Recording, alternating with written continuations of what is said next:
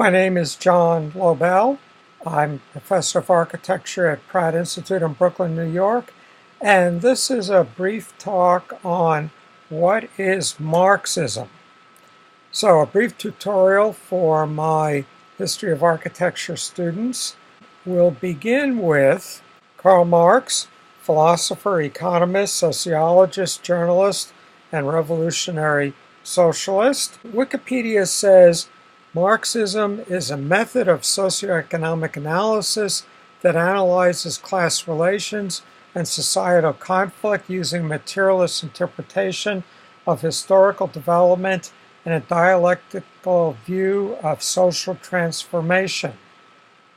But there's something we should add. Marx says philosophers have hereto only interpreted the world in various ways. The point is to change it. So Marxism is a philosophy of action as much as it is of analysis. Marxism contends that for the first time we can understand and control society and even history due to two developments: Marx's scientific socialism and industrialization's creation of a proletariat, organized workers. So, Marx's scientific socialism, we observe that there is historical development. Hegel said that this development is due to the evolution through a dialectical process of spirit or God, which is reflected in the material world. Marx said, I turn Hegel on his head.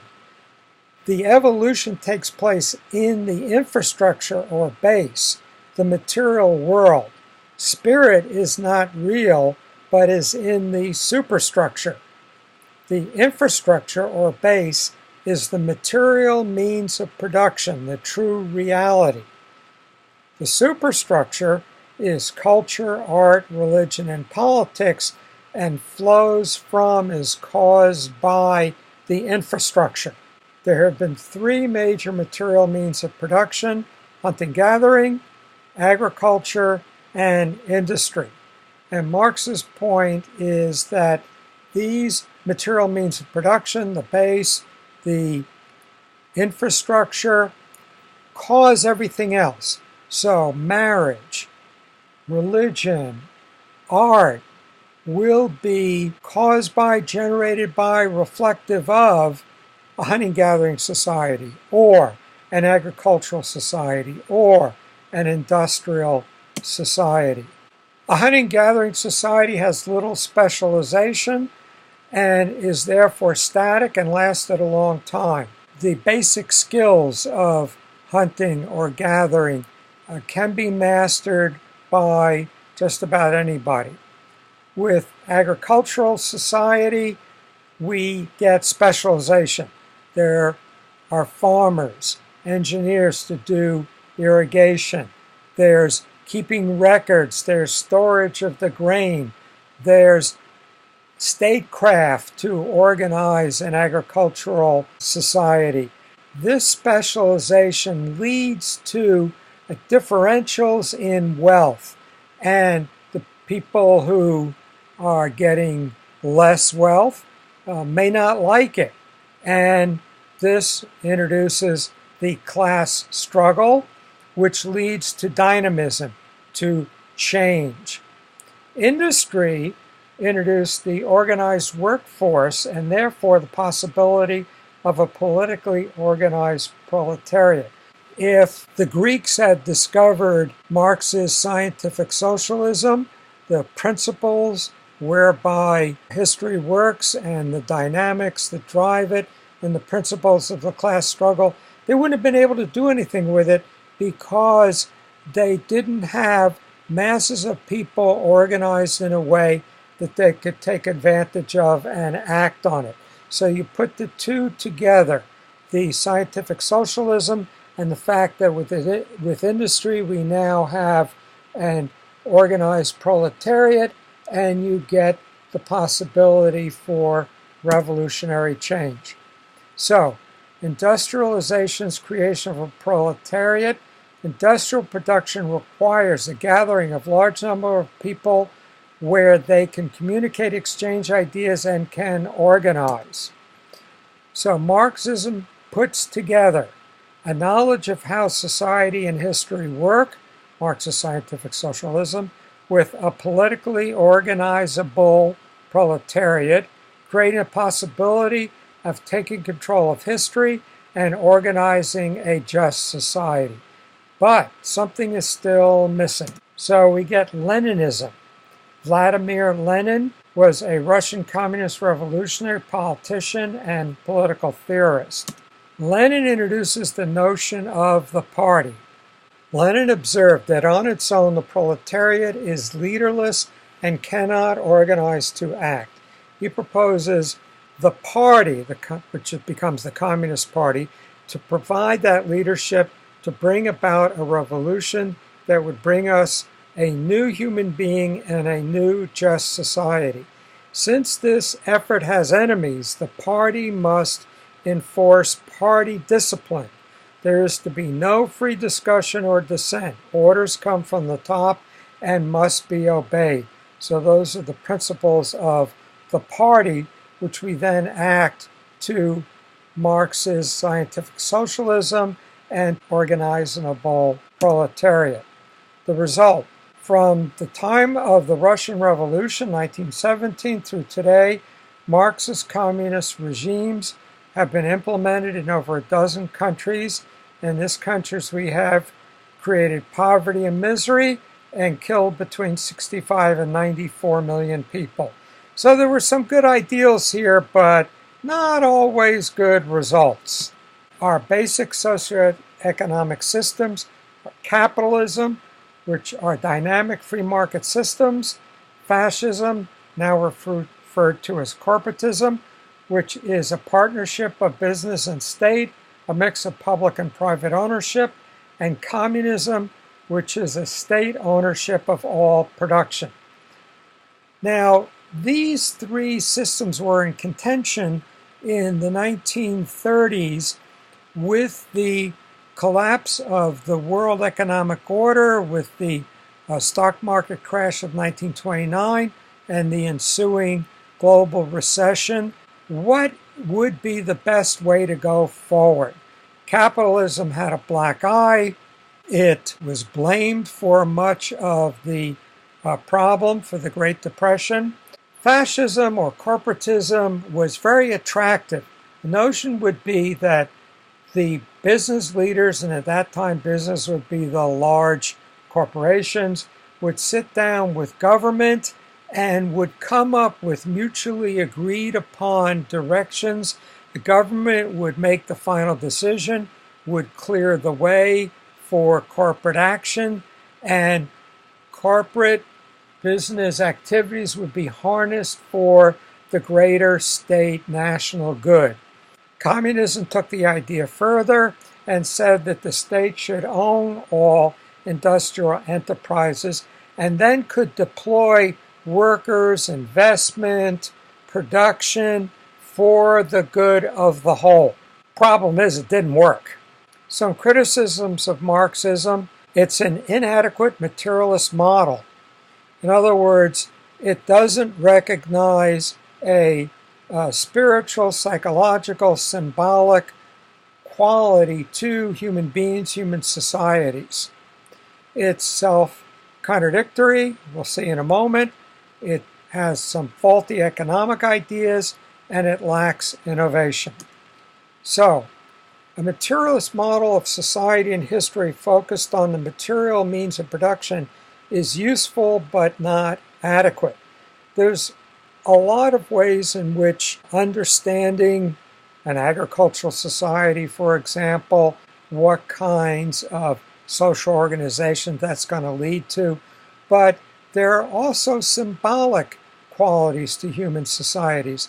For example, we see that ancient Egyptian society and Mayan society are almost twins. They're both pyramid building. They're both hierarchical. They both have kingship lines. Right down the line, there are these very strong similarities.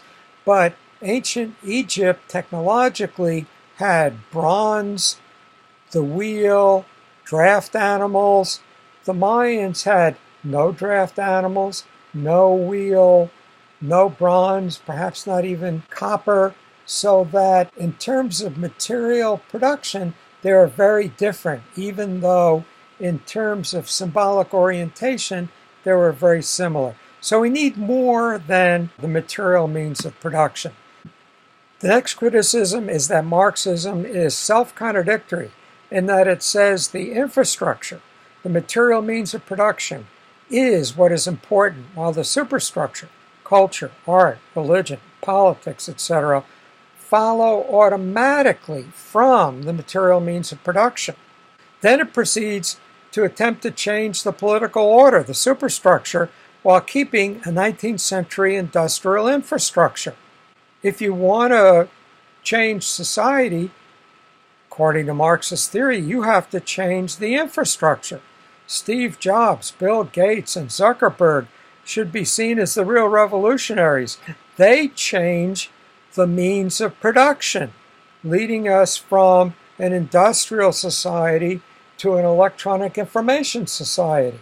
That's a change. And then the political, cultural, social structures will change as a result. But Marxism doesn't do that. In economics, Marxism contends that all wealth is created by labor. Capitalists, those providing financing for ventures, unfairly steal the profits or surplus value from labor, from the workers. This approach gives no recognition to innovation, management, planning, etc. in creating value. And we know today that there are companies like Instagram, it can have 19 employees and $1 billion value, create huge amounts of value, not by the sweat of workers, but by innovation, imaginative ideas. Marx was a totally inept economist. The economics of Marxism is disastrous. It gives no role for a market. So in denying the role of a market, Marxism has no reasonable way to set prices. It uses the decisions of bureaucrats centrally located in Moscow or whatever to set the price of wheat or fertilizer or farm implements or whatever, leading to disastrous mismatches between supplies and needs. In denying the role of the market, Marxism has no means for bringing production into alignment with demand, which is why Marxist economies always have shortages. At the moment, we're seeing that in Venezuela, this totally centrally government-planned economy in which they're recycling their toilet paper. There is nothing on the grocery store shelves. It's a total disaster. And then the government comes along and says, oh, well, you know, the grocery store owners are hoarding, and then they go arrest them. Like that's going to solve the problem. So it leads to more and more totalitarianism to cover for the fact that it just economically does not work. Now we see Marxism in academia. In academia, Marxism has provided the infrastructure for much of the social sciences and humanities for several decades, and it has provided a basis for tying disparate disciplines together. You can listen to your professors and decide how good a job you think it has done, but be careful about arguing with them, because in academia, Marxism is a religion. So be careful in making criticisms. People don't like their religion criticized. Now, we're going to hear about the Frankfurt School and Western Marxism. The Frankfurt School gives us a Marxist social analysis enriched by Freud, phenomenological philosophy, and other sources. Marxism's materialism is totally inadequate in providing a social analysis, and the Frankfurt School tries to bring other forms of analysis into the equation to provide a more sophisticated understanding. The biggest problem with Marxism is the following. Over the past 75 years, it has become apparent that affluence and human flourishing flow from individual freedom, creativity, innovation, and a dynamic society. The past 75 years has led to an explosion of human flourishing, of affluence in those societies where individual freedom, creativity, innovation, and dynamics has been permitted. Marxism suppresses all of these, leading to stagnation, poverty, and a crushing of the spirit. Thank you.